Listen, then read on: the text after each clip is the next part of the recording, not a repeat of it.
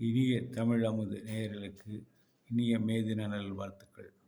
தொழிலாளர்களோடு, பணியாளர்களோடு, மேலாளர்களோடு ஏறத்தாழ 48 ஆண்டுகள் ஒரே நிறுவனத்தில் பணிபுரிந்தவன் என்ற வகையிலே அனைவருக்கும் என்னுடைய மனமார்ந்த மே தின நல்வாழ்த்துக்கள். நான் அடிப்படையில் ஒரு கிராமத்தான், ஒரு பட்டிக்காட்டான் என்று சொன்னால் பொருந்தும். நான் எனது ஊருக்காக என் வாழ்நாளில் ஏதாவது செய்திருக்கிறேன் என்று பெருமைப்படத்தக்கது என்று சொன்னால் 2 காரியங்களை சொல்லலாம். ஒன்று, நான் கல்லூரி நாட்களில் விடுமுறையின் போது ஒரு பலகையிலே அமர்ந்திருந்த பொழுது ஒரு வெள்ளை ஆடை உடுத்திய சரஸ்வதி போன்று ஒரு நடுத்தர வயதான ஒரு பெண்மணி வந்தார். அவர் என்னிடம் வந்து, நீங்கள்லாம் ஏன் வேட்டி கட்டி கொண்டிருக்கிறீர்கள், புடவை கட்டி கொள்ளுங்கள் என்று அவர்கள் கூறினார்கள். ஏன் இவ்வாறு கூறுகிறீர்கள் என்று கேட்டதற்கு, இந்த ஊரிலே ஒருத்தருக்கு 1.5 கோயில் இருப்பதாக சொல்லுவார்கள். ஆனால் எல்லா பொதுமக்கள், எல்லா ஜாதியினரும், எல்லா சமூகத்தினரும் இங்கே வழிபட ஒரு பண்டிகை என்று உள்ளது என்றால் அது ஓங்காளி அம்மன் கோயில் திருவிழா தான். அதை 2 குடும்பத்தில் இருக்கிற வேற்றுமை காரணமாக, பகைமை காரணமாக 10 ஆண்டுகளாக அந்த பண்டிகை போடப்படவில்லை. அதையெல்லாம் பார்த்து கொண்டு உங்களை போன்று இருக்கிற நல்ல உள்ளங்கள் எல்லாம் நீங்கள் அமைதியாக இருக்கிறீர்களே, இதை சொல்லத்தான் நான் வந்தேன். நீங்கள் எல்லாம் வேட்டி கட்டி கொண்ட ஆண்களா என்று அவர் என்னை பார்த்து கேட்டார். உடனடியாக எனக்கு ஒரு சிலிர்ப்பு ஏற்பட்டது. ஏதோ நான் வணங்கும் அந்த அம்மன் தான் என்னிடம் அவ்வாறு வந்து பேசுகிறதோ என்று நினைத்தேன். உடனடியாக நேர நண்பருடன் அந்த கோயிலுக்கு அருகில் இருக்கிற போயர் தெருவுக்கு சென்றேன். அந்த தாய்மார்களிடம், அம்மா, இந்த மாதிரி அம்மாவே நேரிலே வந்து என்னிடத்தில் இந்த பணி கொடுத்திருக்கிறார்கள், எனவே நீங்கள் இது வெள்ளையடியுங்கள் என்று சொன்னேன். அவர்கள், தம்பி, இதுக்கு உண்டானவர்கள் வந்து சொல்லாமல் நீ சொல்கிறாயே என்று சொன்னார்கள். அம்மையே சொன்னதற்கு பின்னால் யார் சொல்ல வேண்டுமம்மா என்று கேட்டேன். உடனே அவர்கள் சுண்ணாம்பு எடுத்து வெள்ளை அடிக்க தொடங்கிவிட்டார்கள். இதை தெரியப்படுத்தின உடனே அந்த சமுதாயத்தைச் சேர்ந்த 2 குடும்பத்தினுடைய பிரிவினர்கள் ஒரு பொது இடத்திலே கூடினார்கள். வார்த்தை வெளுத்தது. அந்த நேரத்தில் இருவரும் கல்லெறிந்து கொண்டார்கள். நான் அந்த இடத்திலே போய் நின்றேன். நின்றவுடன் அங்கே இருக்கிற தாய்மார்கள் எல்லாம் கத்தினார்கள், பாலு வந்துவிடு, உனக்கு ஏதாவது அடிபட்டு விடும் என்று கத்தினார். நான் அதை பொருட்படுத்தாமல் நடுவிலே நின்றேன். அப்பொழுது 2 பகுதியில் இருக்கும் கல்லை கீழே போட்டார்கள். ஆனாலும் ஒருவருக்கு தலையிலே கல் பட்டு மண்டை உடைந்து விட்டது. அந்த பிரிவினர் உடனடியாக சென்று காவல்துறையிலே அவர்கள் புகார் அளித்தார்கள். அடுத்த கூட்டமும் சென்று அவர்களும் ஒரு புகாரினை அளித்தனர். மறுநாள் காலையிலே அந்த பாதுகாப்பு துறையிலிருந்து காவல் அதிகாரிகள் வந்து கூடினார்கள். கூடி 2 பக்கத்திலேயும் கேட்டார்கள். எந்த விதமான ஒரு முடிவும் எட்டப்படவில்லை. அந்த நேரத்திலே அங்கு நான் சென்றேன். சென்று நான் அவர்களிடத்தில் கூறினேன், இதை நான் முன்னின்று நடத்துகிறேன், எந்த பிரச்சனையும் இல்லாமல் என்று சொன்னேன். நீ எப்படி நடத்த முடியும் என்று கேட்டார்கள். அது இங்கே இருக்கிற முறையானது. அதாவது ஒரு ஆதி திராவிட குலத்தில் இருப்பவர்களையும், அதே மாதிரி அதுக்கு மாற்றாக இருக்கக்கூடிய ஒரு அறுதி சமுதாயத்தினையும் வைத்து மேளம் கொட்டுகிறார்கள். இது 2 வகையாக இருப்பதினாலே வேற்றுமை ஏற்படுகிறது. அதற்கு பதிலாக பம்பை என்ற ஒரு பொது ஒரு நீசையை எடுத்து நான் அதை செய்கிறேன் என்று சொன்னேன். இருதரப்பாரும் அதை ஏற்றுக்கொண்டார்கள். பின்னாலே அதை எப்படி நடத்துவது என்ற முறையும் எனக்கு தெரியும். அதை அவ்வாறு செய்கிறேன். இதில் ஏதாவது முரண்பட்டு வந்தால் என்ன செய்வாய் என்று என்ன காவல்துறை அதிகாரி கேட்டார்கள். கும்பம் என்று அது ஆற்றிலே இருந்து எடுத்து வருவது. அந்த கும்பத்தை வந்து எப்பொழுதும் ரொம்ப ஜாக்கிரதையாக பார்த்து கொள்வார்கள். ஏதாவது மாறுபாடு கருதினால் அந்த கும்பத்தை எடுத்து நான் உடைத்து விடுவேன் என்று சொன்னேன். அது ஊருக்கு ஆகாது என்ற நிலைமை ஏற்பட்டு விடும் என்பதால் இருதரப்பாரும் என்னுடைய முயற்சிக்கு அவர்கள் தங்கள் ஆதரவை நல்கினர். அந்த வருடத்தில் இருந்து இந்த பண்டிகை தொடர்ந்து நடைபெற்று வருகிறது. இது என்னை பொறுத்தவரையிலே ஒரு சாதனை என்று கூட சொல்லலாம். அடுத்ததாக பார்த்தோமானால், இந்த தை மாதத்தில் இருக்கிற பொங்கல் விழாவின் போது இந்த போட்டிகள், விளையாட்டு போட்டிகளிலும் நான் ஆரம்பித்தேன். எனக்கு நிறைய அதில் மக்கள் வந்து கூறினார்கள், முன்னாலே சென்றவர்களெல்லாம் பணத்தை வாங்கி கலெக்ஷன் பண்ணி சாப்பிட்டு போய்விட்டார்கள், நீயும் பெயரை கெடுத்துக் கொள்ளாதே என்றார்கள். இல்லை இல்லை, நாங்கள் அப்படி செய்ய மாட்டோம் என்று கூறி முதலிலே அங்கே இருக்கக்கூடிய ஒரு டாக்டர் ரூபாய் 5 என்று போட்டு கல்யாணராமன் என்று பெயர் எழுதி ஆரம்பித்து வைத்தார்கள். தொடர்ந்து எல்லாருடைய ஆதரவினாலும் அந்த விளையாட்டு போட்டி தொடர்ந்து நடந்து வருகிறது. இந்த 2ம் என்னாலே செய்ய முடிந்த உதவிகள் என்பது அங்கே இருக்கிற மக்கள் அனைவருக்குமே தெரியும். என்னிடத்திலே பரிசுகளை பெற்றுக்கொண்ட பல காவல்துறை அதிகாரிகள் என்னை பற்றி உயர்ந்த கருத்துக்களை எல்லாம் அவர்களிடத்திலே சொல்வார்கள். அவரிடத்திலே பரிசு பெற்றேன் என்று அவர்கள் சொல்லி மகிழும்போது எனக்கு அதிலே மனசிலே மிகுந்த ஒரு சந்தோஷம் ஏற்படும்.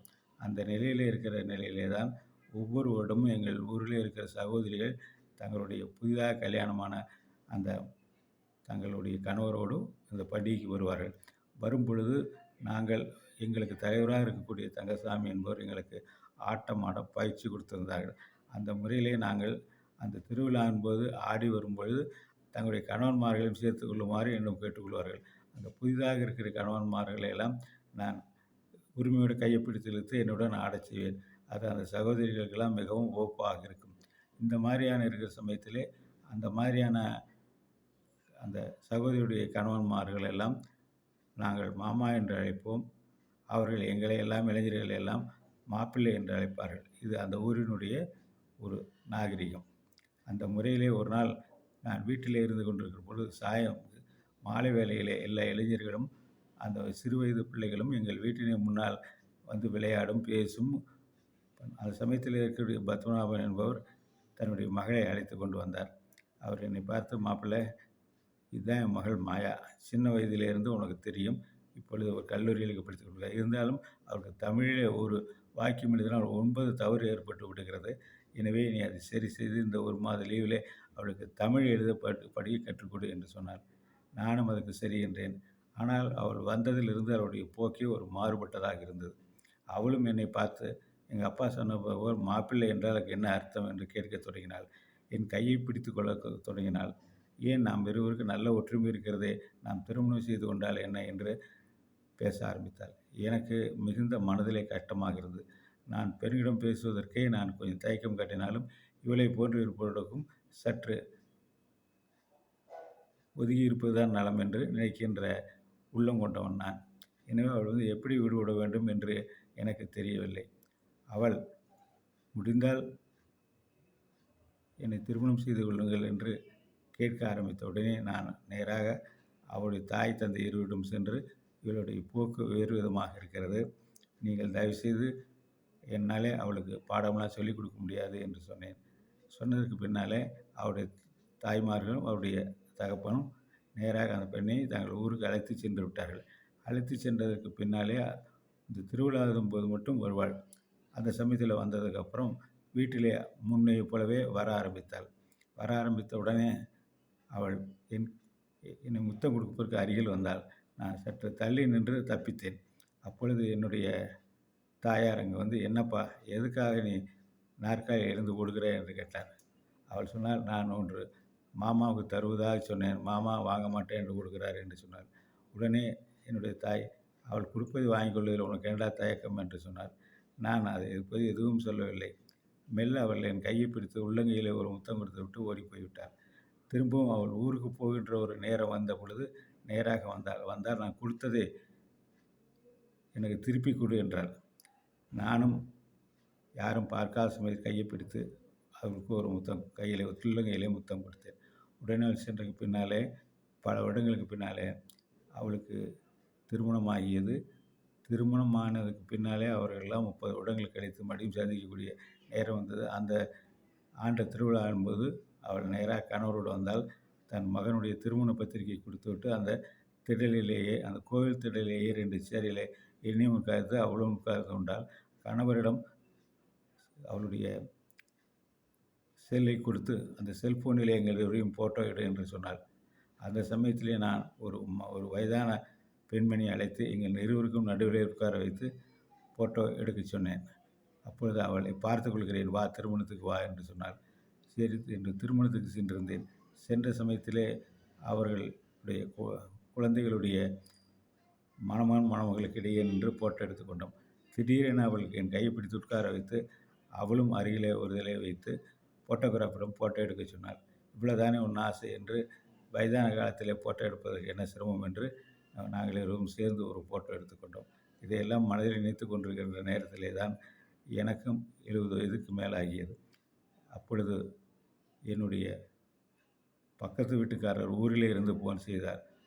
உங்களுடன் பழகிய உங்களுடைய தோழி மாயா அவர்கள் இன்றைய தினம் கீழே விழுந்து இடுப்பு முறிந்து அவர்கள் இறந்து போய்விட்டார் என்று சொன்னார்கள். என் மனதிலே ஒரு விதமான ஒரு துயரம் உள்ளே நிறைந்திருந்தது. புயல் போல அவள் பண்ணியிருந்தாலும் அந்த புயல் இன்றைக்கு ஓய்ந்து விட்டது. இருந்தாலும் மனதிலே ஏதோ ஒரு துக்கம் சுற்றி சுழன்று அது ஒரு புயலாக மாறி புயல் ஓய்ந்த பாதி எனக்கு மனதிலே இருந்தது. இன்றைக்கும் அந்த நினைவுகளை என்னால் மறக்க முடியவில்லை. நன்றி, வணக்கம். மீண்டும் சந்திப்போம்.